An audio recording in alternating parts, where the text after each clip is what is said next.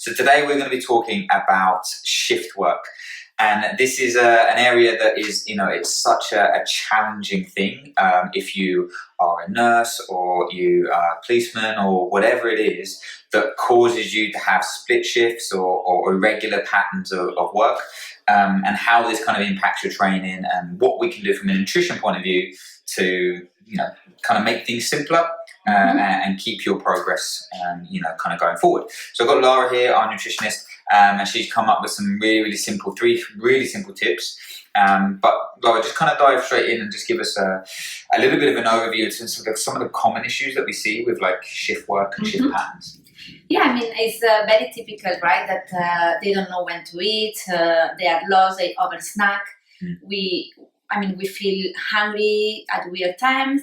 And then we go to training and we don't have the energy. So this is typical because we don't have a routine, and then all this is messing up. Yeah, I think. And as you know, like it is that lack of routine, and the hungry at weird times, low energy at weird times, and sleeping patterns. Like sleeping patterns are massively affected.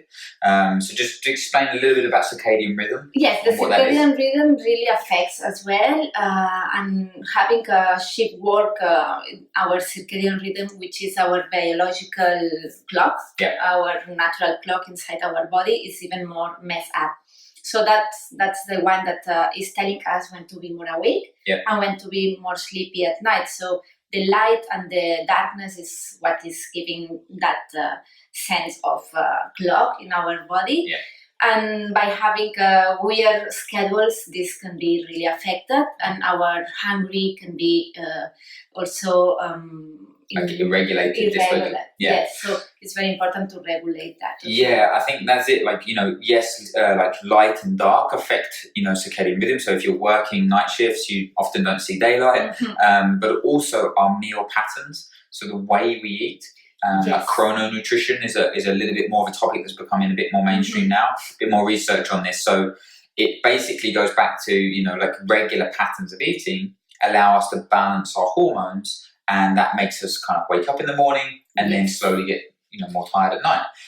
It's kind of going back to when you have a baby. Like, what do you do when you have a small child? You get into a routine. And it's very challenging. So what we want to do is kind of hit you with a couple of tips now just to help you in terms of managing your routine and trying to simplify things. So what's number one tip that you would give people that shift work? Yes, so try to minimize this kind of disturbance. So one thing would be to labels out, so don't put meals, names of the meals. So we take out the breakfast, lunch, dinner label, and we just have meal 1, meal 2, meal 3, and snackings accordingly. Yeah. So that would be easier for us to organize our day, and without thinking, okay, I'm waking up maybe at 2 p.m. because I went to sleep at maybe, who knows, at 4 a.m.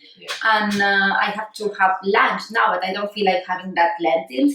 So it's when it's supposed to have it, but let's call it meal 1 for us, and then we work from here all the day around.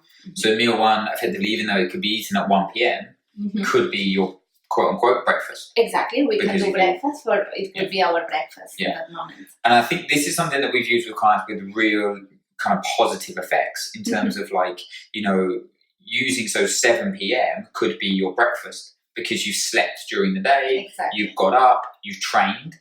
And so it's like, after, so it's like you're training at 7 a.m., but you're just shifting that. So you would wake up at 4:30, train at 5:30, and your breakfast is your post-workout meal. Exactly, post-workout. And then you would go into a regular pattern of eating as if it was a day. Yes. Correct? Exactly. So it's important as well that we understand that when we wake up when we train, we need to eat more, and then as the day goes long, before going to sleep, we eat less. So we need to also to try to respect that kind of that pattern. That pattern, and what we found is that removing labels and having like, right, this is my 2 options for meal 1. This is my 2 options for meal 2. This is my 2 options for my meal 3 and my snacks.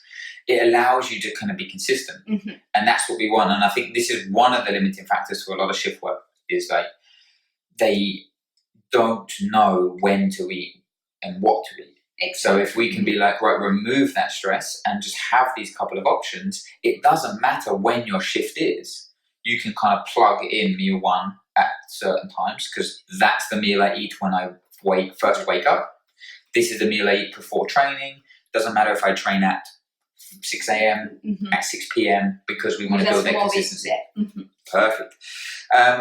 Tip 2, what kind of things can we, like do on top of that? Very linked to what you were saying now would be to plan in advance. So dedicate just once we know the shift that we will have, maybe for a week or maybe it's monthly, because these kind of jobs normally they switch quite often. So we sit down and we dedicate the time to plan. So maybe write it down and really put in a paper or in our mind when we want to eat each meal. The meal 1, meal 2, meal 3. And if we are training, so when we will train and which snacks we will have. So these 2-3 options.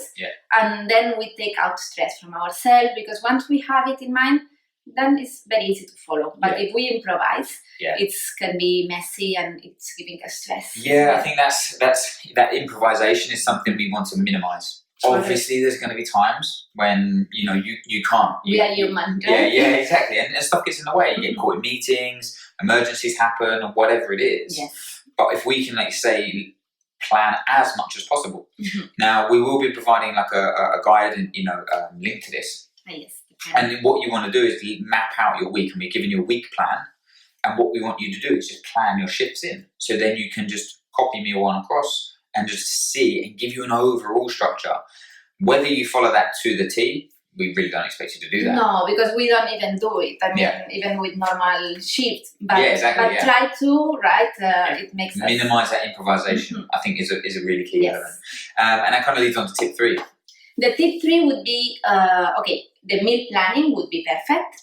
So we have some meals at home that we cook in advance. So it's very easy to just mix and match, right? So if you have a boiled rice with some eggs, it's very easy to make it. But then also have some options that is ready to eat. So maybe from Mark Spencer, food that are already packed very nicely, or Vibrant Vegan, and all this kind of balanced meals that we have around today and are very convenient. So we can also use this to when we don't have time, we have healthy options instead of snacking and things. That's it. You still want to, I think a common thing that we see with clients that shift work is grazing and snacking and not actually eating full meals, even though they're kind of maybe eating enough calories. Like the distribution of that is inconsistent. So like Lara said there, there's loads of great options now. You can use a meal prep company to provide you with maybe 50% of your meals.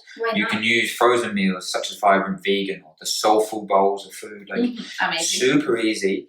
And when you have a little bit of time, because often shift workers have maybe 2 days or 3 days off at certain times, or there's a time where you might have a day and a half before your next shift. Then you dedicate more time. This is where you maybe batch cook, correct? Correct, you batch cook. Also, don't get overwhelmed with meal prep. We're not asking you to spend 4 hours in the kitchen. It's not realistic as well, because even sometimes we don't have on a Sunday, sometimes I don't feel like cooking. But it's true, dedicate a bit of times and... But you can use, you listed to do there, stuff that is already packaged, cooked rice. Already kind of pre-cooked veg or pre-cooked meats, fish. You have it there and you can build your meals. And then that's what you want to be thinking about doing.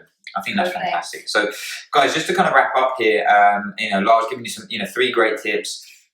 Just to recap on them, to come to remove kind of food labels, kind of meal 1, meal 2, meal 3, and snacks, and build 2 or 3 go-to options for each one, and then fit them around your usual timings.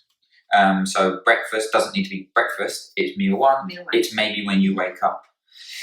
Planning ahead is a really simple thing to say, but it's a really powerful tool if you do it correctly.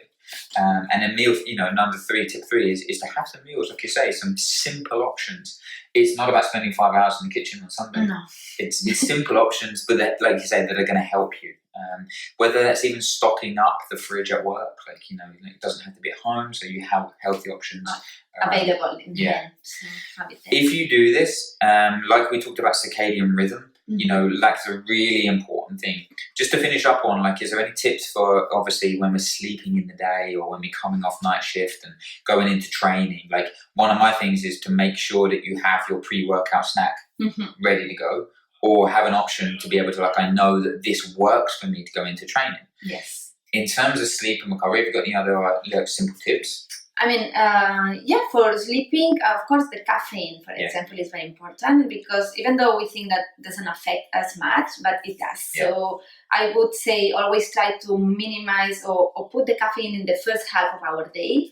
So let's say we are 16 hours, right, awake. So maybe the first 8 hours we can take one coffee, one tea, and the last 8 hours try to avoid any kind of because it will really give us more difficulties to rest, because maybe we feel sleepy, but our body is still more excited. Yeah, really good tip.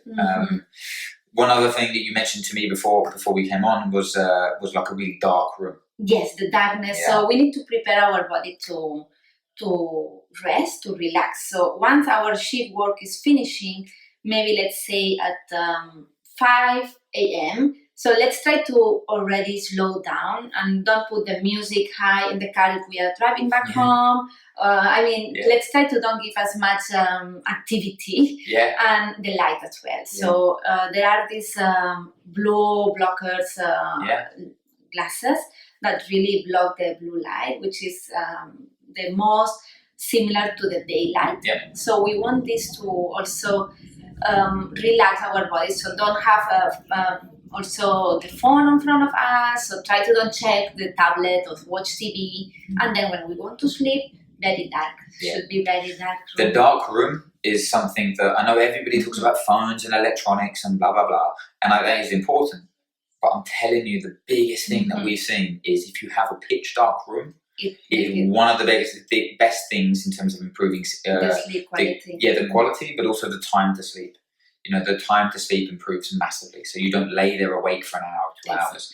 When a really dark room is one of the biggest tips. Yes, so maybe a blackout blackout curtains and stuff like that, or an eye mask. Yes, correct. So really, really simple tips there, guys. So I hope this has been helpful. If you do have any further questions, pop them in the comments or get in contact with us. And then, hopefully this makes things a little bit easier. Yes. And let us know how you're getting on.